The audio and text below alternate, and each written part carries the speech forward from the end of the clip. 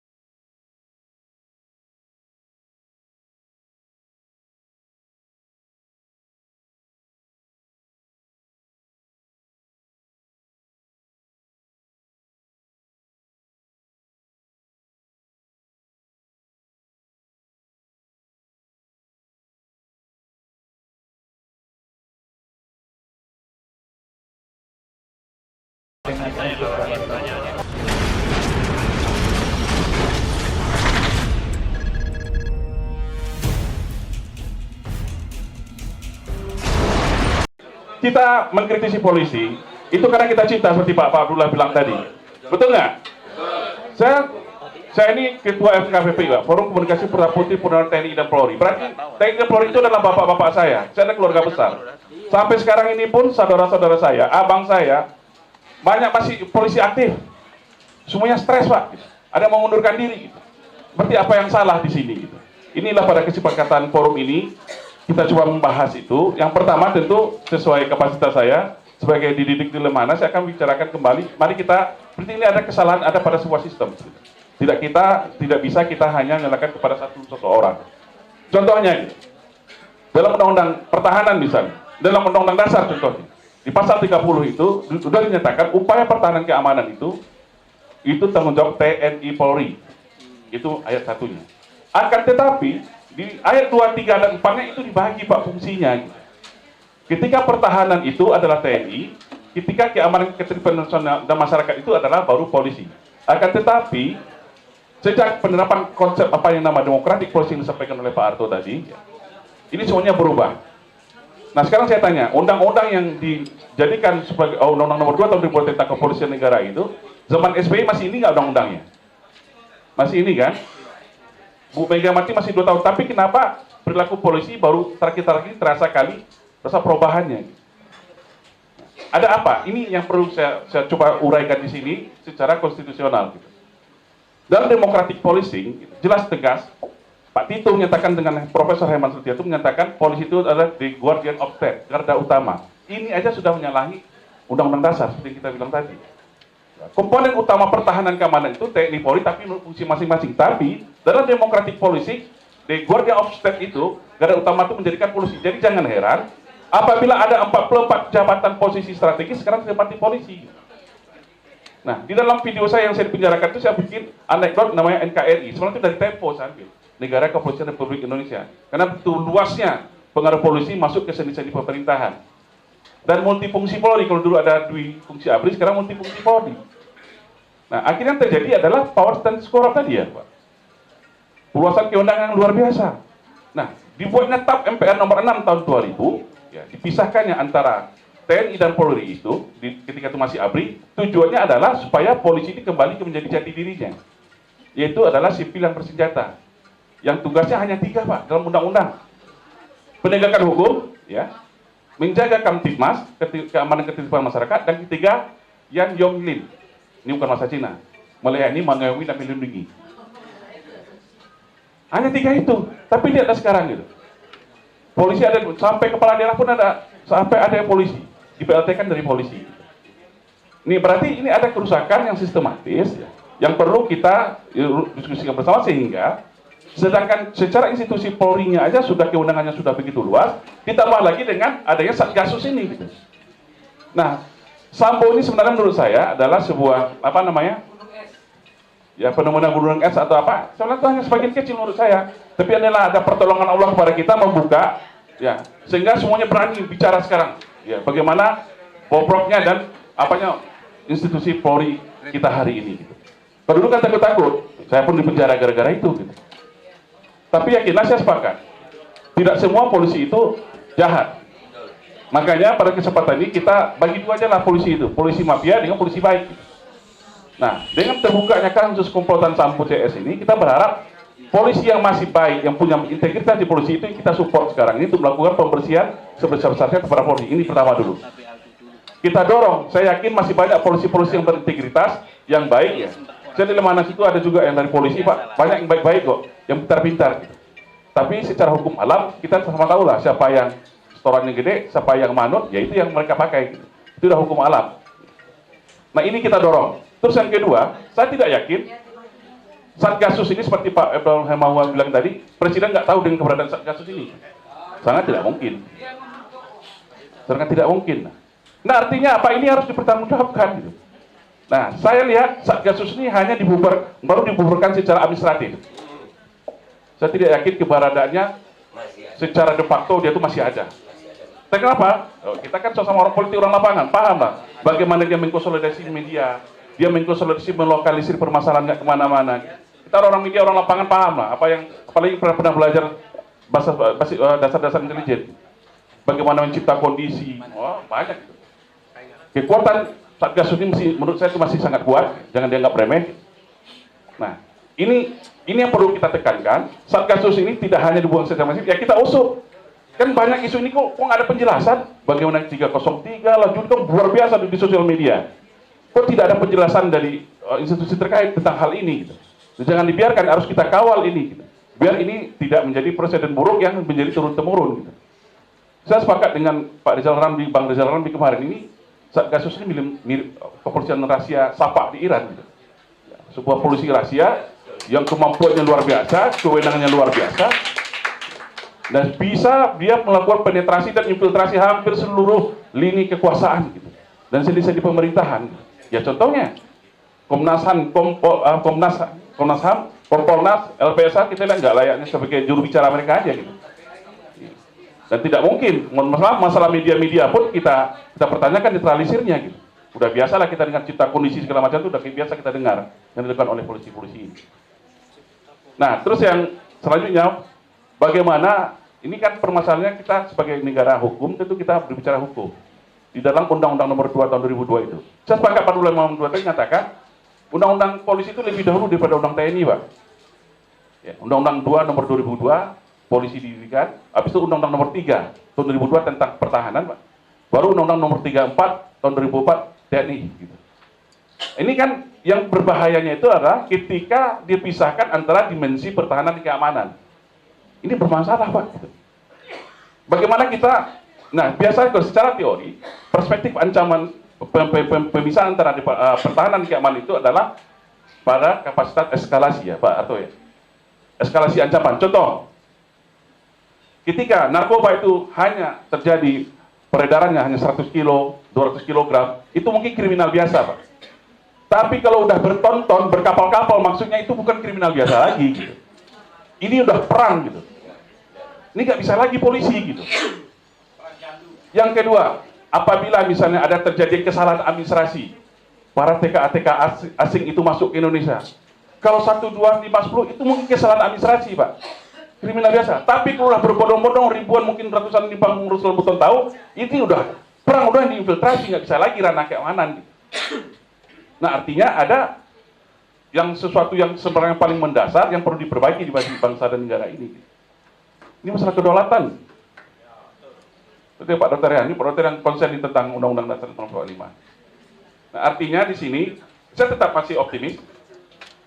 Permasalahan polisi ini masih kita perbaiki, bisa kita perbaiki asal kita kompak bersama. Ayo, betul Pak. Nah sekarang terasa nggak kita nih, mohon maaf, antara negara ini seperti negara fasis, Pak. Ketika yang pro dilindungi, banyak dalih yang mereka ciptakan. Tapi ketika yang kontra melakukan kesalahan, sebaliknya gitu, habis. Saya mau ngomong tadi, saya berharap ada Pak Komarudin Bu Irma tadi di sini, ada apa? Kenapa ketika mereka bicara nggak ada yang berani itu? Karena mereka bukan Muslim, gitu. Maaf. Gitu. Terasa nggak sekarang ini? Tapi ketika kita yang Muslim ini bicara langsung diciduk. Murah kali didekatkan radikal-radikal. Terasa nggak itu? Nah kita beruntung dengan adanya pejuang-pejuang kita. Nah saya sepakat dengan Bang Aldo tadi, kita kesampingkan masalah agama, sara, ini saatnya kita bersatu. Kita manfaatkan momentum ini, kita jangan mau lagi adu-adu domba dengan itu. Ini momentumnya gitu. Nah, tinggal yang terakhir sebagai strateginya adalah saya tetap meminta ya,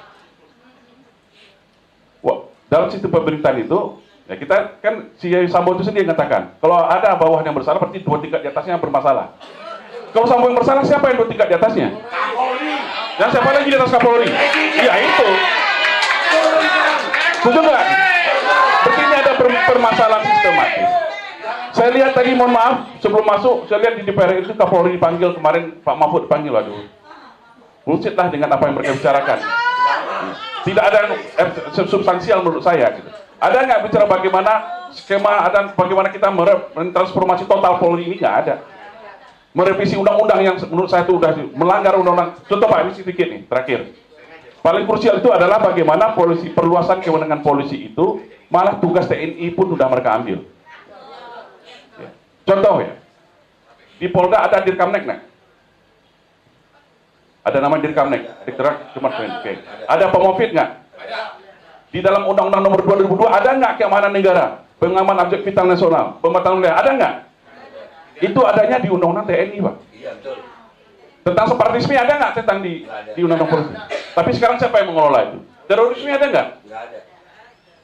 Nah ini kan bermasalah. Nah kita, makanya Pak, saya sebagai keluarga besar TNI Polri ini ada masalah ini. Saya suarakan, itulah saya suarakan melalui beberapa video saya. Tapi akhirnya ya ini, mereka berkuasa ya. Mereka nangkap saya itu 42 orang Pak. 40 orang, tapi yang jelas satu-satunya video tentang penangkapan saya yang nggak disiarkan cuma saya. Kenapa? Karena saya lawan. Ini bukan mendoakan ditangkap, tidak ya. Ketika tangkap itu lawan. Lawan sampai ajar. Lawan gitu. Saya bilang. Nah ketika itu ya kita saya tangkap, habis itu Bangsa Ganda, Bang Jumhur ketika itu. Bayangkan, saya ditangkap masalah video TI Kusain TNI Malang, tapi diisukan tentang Omnibus Law, nggak ada hubungannya sebenarnya. Nggak ada kan, ini permainan apa nih coba? Baru 2 minggu setelah itu dikaitkan dengan tentang video saya tentang dukungan Mogok Nasional, kan dicari-cari. Ini kalau waktu panjang Pak, saya ceritakan lagi bagaimana pengalaman kita di penjara dengan Baru Sulani. Bagaimana kita, luar biasa Pak. Kita lihat bagaimana ya proses polisi itu ngerjain pertahanan lah. Dengan penangguhan sekian miliar bayar semua. Itu luar biasa. Ini udah kerusakan sistematis. Siapa yang menyuarakan ini? Polisi yang seharusnya mengayomi melindungi kita, tapi ternyata sekarang menjadi mafia seperti itu. Nah, ini yang harus kita perbaiki bersama, ya. Dengan saya semangat semua, tapi tidak hanya cukup keluar-keluar bersuara, harus ada aksi nyata, ya harus ada aksi nyata seperti apa? Ya kita tuntut transformasi total dan revisi Undang-Undang Polri, dan terakhir untuk khusus Sambo ya, itu hukum berat-beratnya. Saya tidak setuju kalau dia hanya dipenjarakan atau dihukum di Jakarta. Nusa Kambangan paling cocok bagi dia. Terima kasih, itu sebagai pembuat saya. Assalamualaikum warahmatullahi wabarakatuh. Tapi ada satu lagi pertanyaan ini Pak Anton, karena kan selalu bilang reformasi Polri, tapi kan gitu kan, bagaimana gitu kan? Ada yang bilang dibalikan ke TNI, ada yang kemarin di DPR ada yang mengusulkan dinonaktifkan Pak Listio Sigit gitu. Nah kalau Pak Anton pandangannya gimana? Jadi gini, saya pernah mengkaji ini di Lemhanas Pak. Nah ini sambil mengkonfirmasi juga Pak, kan ada yang tidak ada satupun polisi itu di bawah presiden, itu pertama dulu di dunia ini. Hanya pernah terjadi di zaman Perang Dunia Kedua Pak, Perang Nazi Jerman itu pernah. Iya, Pak. Nah artinya di Amerika, di Inggris sebenarnya ada Home Department, ada Office Department, itu di bawah kelembagaan, itu udah betul. Karena Polri itu ada regulator, nggak bisa dia dengan buat perkap, dia bikin undang-undang sendiri, dia menjadikan eksekutor sendiri, itu nggak bisa, nggak ada kontrolnya. Nah kemarin ada beberapa pendapat, ada pertama mungkin kayak Prof. Suteki menyatakan Mabesnya dibubarkan. Ini kita tampung nih semuanya, oke? Yang kedua, polisi itu ditaruh di bawah Kemendagri, oke? Ada yang ketiga, polisi itu ditaruh bawah Polhukam. Atau yang keempat, polisi itu ditaruh di bawah sebuah kementerian baru, itu apakah itu keamanan nasional atau di bawah Polhukam dan Kamnas.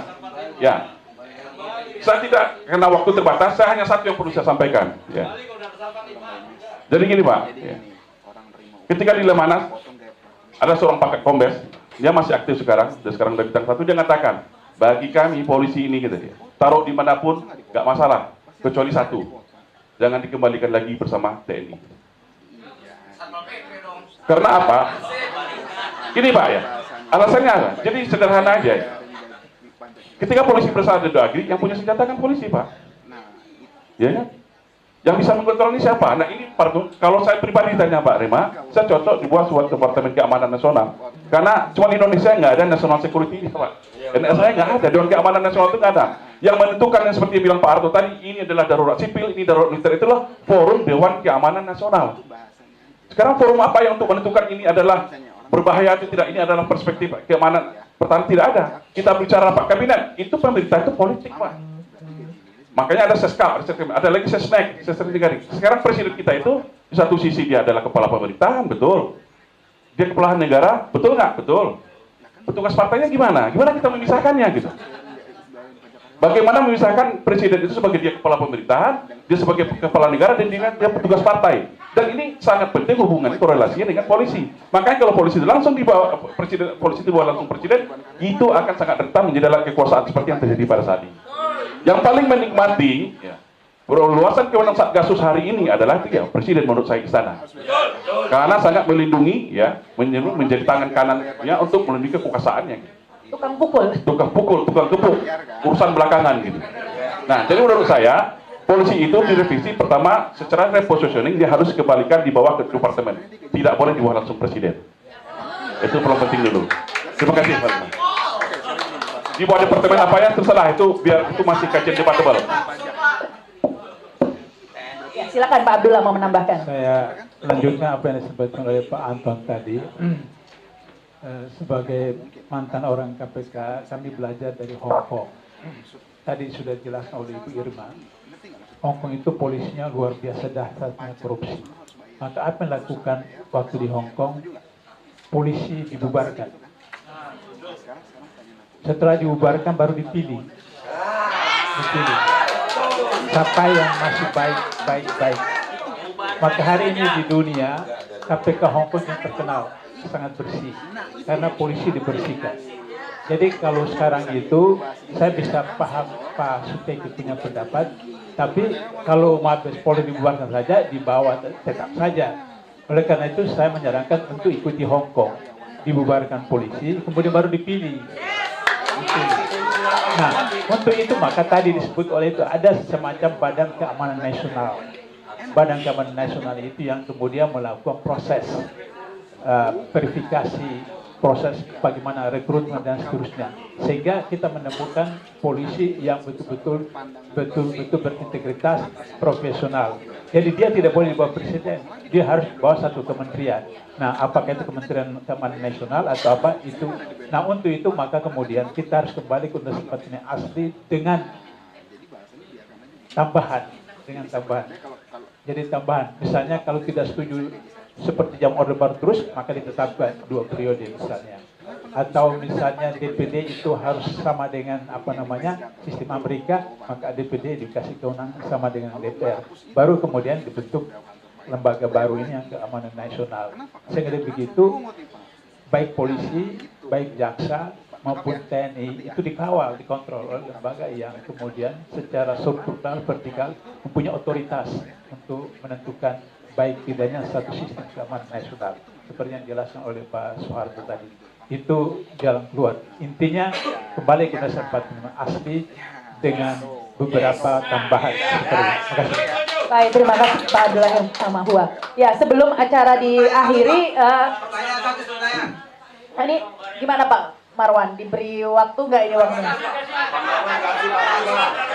Silakan Pak Soeharto dulu, Pak Soeharto. Sebentar, saya mau tanya nih. Khususnya pada Pak Abdullah ya.